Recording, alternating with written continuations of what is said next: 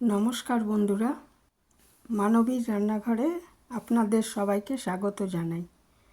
আমার আজকের recipe pineapple chicken.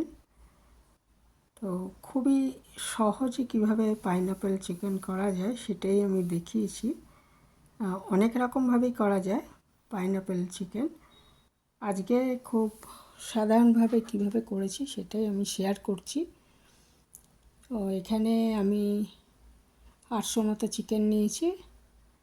এটা ভালো করে ধুয়ে হাফ চামচের একটু বেশি নুন, হাফ চামচ হলুদ, হাফ চামচ লাল লঙ্কার গুঁড়ো আর কিছু গরম মশলা। এর মধ্যে আছে 2টো ছোটো এলাচ, দারচিনি, লবঙ্গ আর গোলমরিচ, এগুলো দিয়ে দিলাম আস্ত। আর 2 চামচ সর্ষের তেল দিয়েছি এর মধ্যে। আর টক দই দিয়েছি। টক দইটা 4-5 চামচ আছে আর কি। দিয়ে এটা খুব ভালো মতো মাখিয়ে 1 ঘন্টা রেখে দেবো। সময় থাকলে 2 ঘন্টা রেখে দেবেন। তারপর একটা ওইদিকে আমি একটু আলু কেটে ধুয়ে রেখেছি। আর এদিকে একটা কড়াইতে আমি পরিমাণ মতো সর্ষের তেল নিয়ে নিয়েছি। সর্ষের তেলেই ভালো হবে রান্নাটা। তারপর আলুগুলোকে আগে ভেজে নিচ্ছি নুন আর হলুদ দিয়ে। চিকেনে আমি কমই নুন দিয়েছি, হাফ চামচ, ওই জন্য এই আলুটাতেও আবার একটু নুন দিলাম আমি।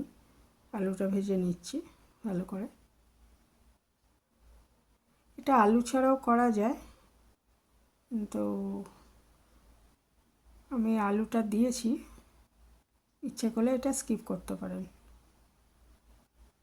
আলুটা ভালো মতো ভেজে নিলাম। তারপরে ওই কড়াইতেই আমি 2টো পেঁয়াজ, ছোটো পেঁয়াজ আমি কেটে রেখেছিলাম, সেগুলো ভালো করে ভেজে নিচ্ছি।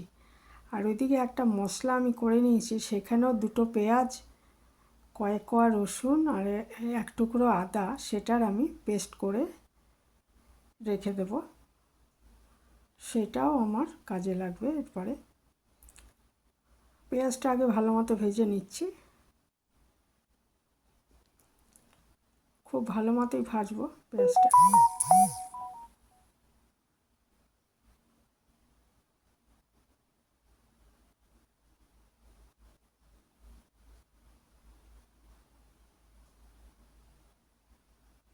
পেঁয়াজটা ভালো মতো ভাজা হয়ে গেলে এর মধ্যে আমি যে চিকেনটা দই, নুন, হলুদ আর গরম মশলা এগুলো দিয়ে যে মাখিয়ে রেখেছিলাম, সেটা আমি 1 ঘন্টা হয়ে গেছে, ওটা এটার মধ্যে মিশিয়ে দিলাম। আর দিয়ে দিলাম যে আমি পেস্ট করে রেখেছি 2টো পেঁয়াজ, 10-12 কোয়া রসুন আর 1 টুকরো আদা, এটা পেস্ট করে রেখেছিলাম গ্রাইন্ডারে, সেটা এর মধ্যে দিয়ে দিলাম।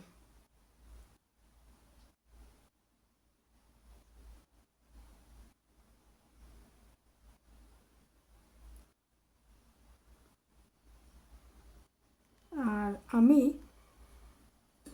কিছু আনারসের টুকরো কেটে রেখেছি, ইচ্ছে করলে আনারসটা পেস্ট করেও দেওয়া যায়, পেস্ট করে দিলেও খুব ভালো লাগবে খেতে। তো এখানে আমি টুকরো আনারসই ব্যবহার করেছি। চিকেনটা আগে কষিয়ে নিচ্ছি ভালো মতো।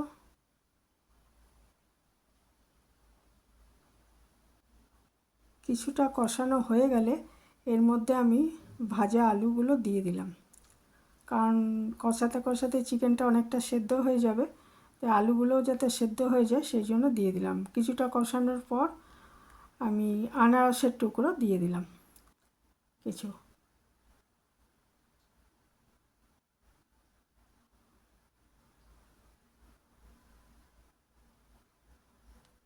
তারপরে খুব ভালো মতো কষিয়ে নেবো। আর ওদিকে আমি একটু গরম জল করে নিচ্ছি, কারণ ঝোলের জন্য আমি যে জলটা মেশাবো সেটা গরম জল ব্যবহার করব।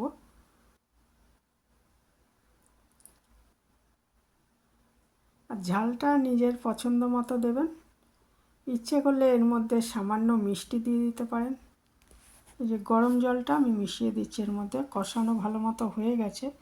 এটা যেহেতু প্রচুর জল ছেড়ে গেছিলো আর পাইনাপেলটাও দিয়েছি, সেটাও থেকেও জল বেরিয়েছে, ফলে জলটা শুকাতে চাইছিল না। তো কাঁচা গন্ধটা চলে যাওয়ার পর আমি গরম জলটা দিয়েছি।